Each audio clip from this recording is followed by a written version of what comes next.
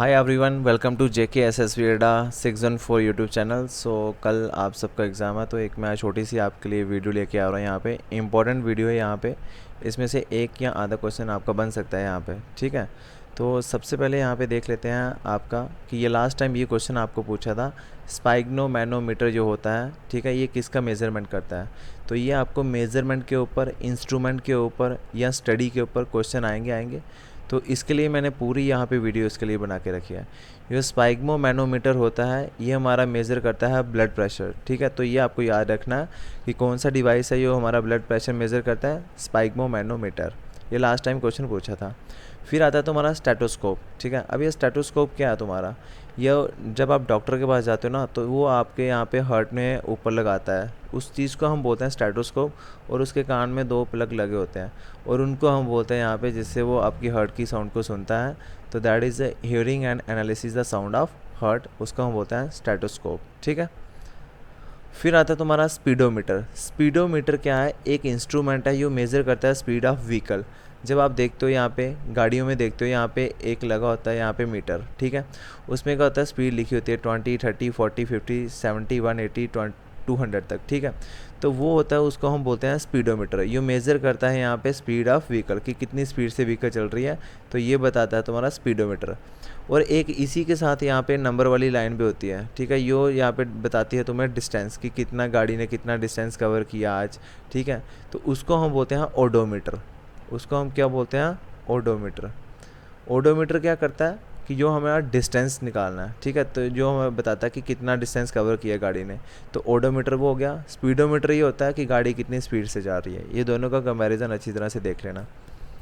Next आएगा सीज़्मोग्राफी। सीज़्मोग्राफी जब भी वर्ड आता है तो याद रखना अर्थक्वेक, सीज़्मोग्राफी, ठीक है। तो ये रिकॉर्ड करता है यहाँ पे क्या, इंटेंसिटी की, अर्थक्वेक की यहाँ पे इंटेंसिटी कितने का आएगा। जैसे आप देखते हो कि न्यूज़ में कि आज 6.14 का अर्थक्वेक आया था, ठीक है। अभी रिसेंटली अफगानिस्तान में मोर देन 1000 की यहाँ पे डेथ हुई थी। वहाँ पे आपका जो सीज़्मोग्राफी और अर्थक्वेक की जो इंटेंसिटी नापी गई थी वो बड़ी ही ज़्यादा थी। तो 1000 से ज़्यादा वहाँ पे लोग की डेथ हो गई थी यहाँ पे। फिर आता है तुम्हारा ओडोमीटर। तो ओडोमीटर मैंने बता दिया, ओडोमीटर क्या होता है, ये यहाँ पे व्हीकल के अंदर डिस्टेंस ट्रैवल कितना किया, तो वो आ जाएगा तुम्हारा ओडोमीटर। फिर आता है तुम्हारा वोल्ट मीटर, इंपॉर्टेंट है। वोल्ट मीटर एक यहाँ पे डिवाइस है, ये मेज़र करता है electric potential difference between 2 point. Electric potential difference between 2 points, that is, उसको हम क्या बोलते हैं, वोल्ट मीटर हम बोलते हैं, ठीक है। नेक्स्ट आ जाएगा तुम्हारा माइक्रोफोन। ये माइक्रोफोन है, ये भी इम्पोर्टेंट रह सकता है।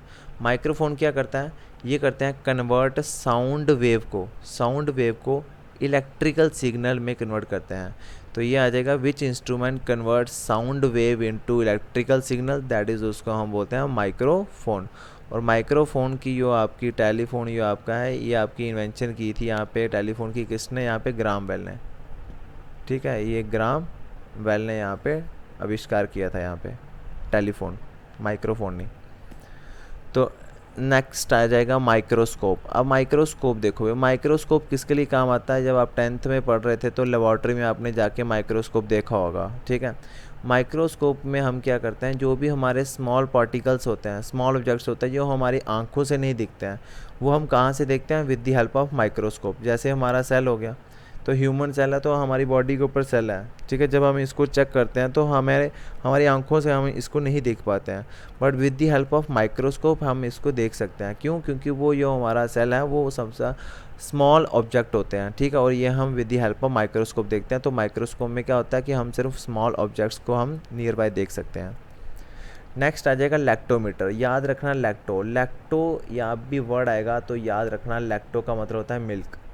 याद रखना लैक्टो जब भी आता है तो वहाँ पे मिल्क, ठीक है। जब आप छोटे बच्चों को पाउडर वाला दूध पिलाते हो, जब बच्चा छोटा होता है, तो आप वहाँ पे लैक्टोजन मानते हो, ठीक है। वो आपका पैकेट देता है लैक्टोजन का, तो उसके आगे भी लैक्टो ही लगा होता है। लैक्टो जब भी आता है तो वर्ड आया मिल्क।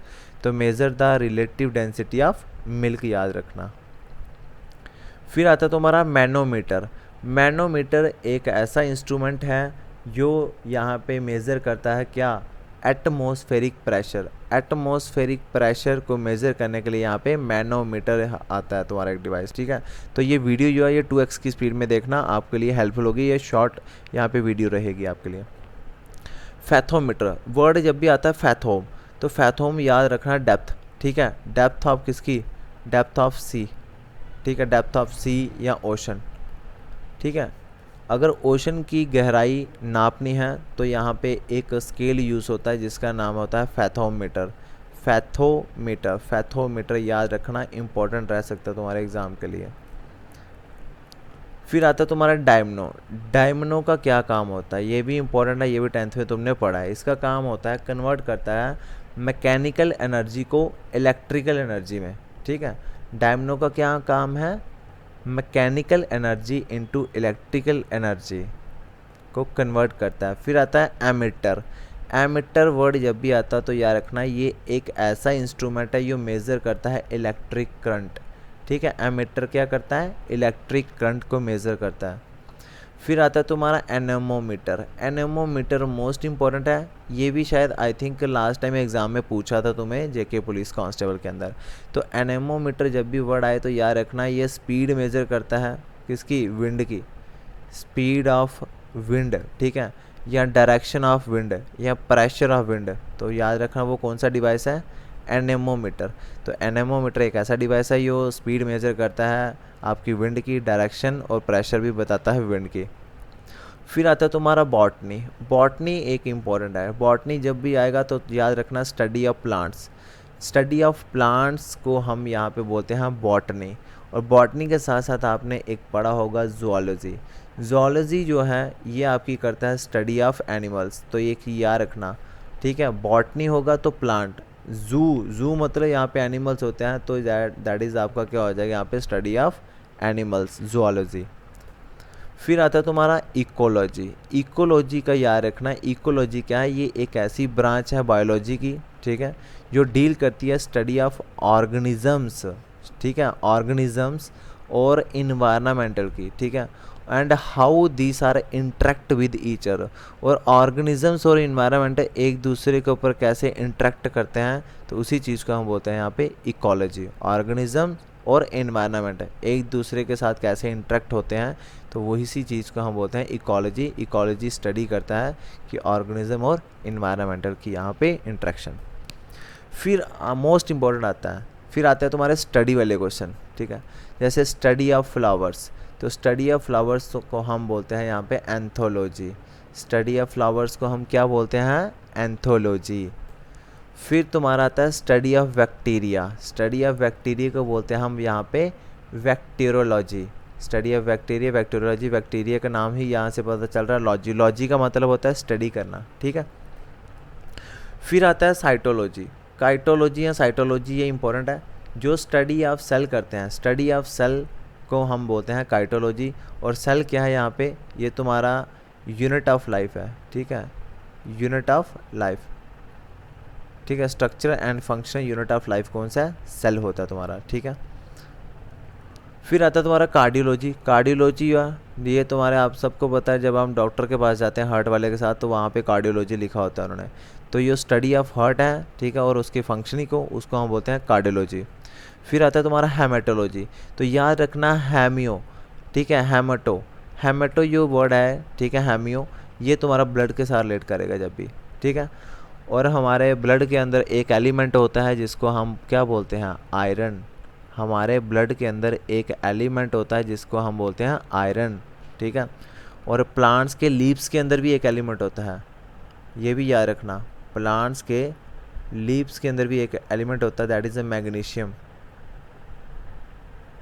ठीक है, प्लांट्स के लीव्स के अंदर एक एलिमेंट होता है मैग्नीशियम, ठीक है। और हमारे ब्लड के अंदर कौन सा एलिमेंट होता है, यहाँ पे आयरन होता है तुम्हारा, ठीक है। और याद रखना स्टडी ऑफ ब्लड को हम बोलते हैं हेमेटोलॉजी। माइकोलॉजी, माइकोलॉजी जो होता है ना, ये होती है study of fungi, study of fungi को हम बोलते हैं माइकोलॉजी। नेक्स्ट आ जाएगा नेफ्रोलॉजी, नेफ्रोलॉजी तुम्हारा हो गया किडनी, ठीक है, तो किडनी क्या है, structure and function unit of nephrology, ठीक है, तो याद रखना ये, ठीक है। नेफ्रोलॉजी क्या होती है, study of kidney. Osteology, osteology देखना यार, ऑस्टियोलॉजी जो होता है ना, ये हमारे जो स्टडी करते हैं स्केलेटन की, स्केलेटन सिस्टम जो पूरा ढांचा, जिसका हम अपने वर्ड में बोलते हैं ढांचा, तो स्टडी ऑफ ढांचा मतलब स्टडी ऑफ स्केलेटन सिस्टम, उसको हम बोलते हैं ऑस्टियोलॉजी, ठीक है। फिर आता है तुम्हारा ऑरिंथोलॉजी। ऑरिंथोलॉजी भी इंपॉर्टेंट है, स्टडी ऑफ वर्ड्स को हम बोलते हैं ऑरिंथोलॉजी, स्टडी ऑफ वर्ड्स को हम बोलते हैं ऑरिंथोलॉजी। नेक्स्ट आता है तुम्हारा यहाँ पे पेडोलॉजी। तो पेडोलॉजी का याद रखना है, पेडोलॉजी का मतलब study of soil, study of soil को हम बोलते हैं पेडोलॉजी। फिर आता है तुम्हारा स्टडी ऑफ फ्रूट्स, फ्रूट्स की स्टडी करने वाले को हम बोलते हैं यहाँ पे pomology, pomo POMO pomology, study of fruits pomology. फिर आता है study of viruses, study of viruses को बोलते हैं हम वायरोलॉजी, ठीक है। तो फिर एक चीज़ याद रखना, स्टडी ऑफ स्किन भी याद रख लेना, study of skin, study of skin को हम बोलते हैं डर्मेटोलॉजी, DERMATOLOGY, ठीक है, डर्मेटोलॉजी, स्टडी ऑफ स्किन को हम बोलते हैं यहाँ पे डर्मेटोलॉजी, ठीक है। तो ये आज बस इतने ही क्वेश्चन थे मेरे पास, ठीक है।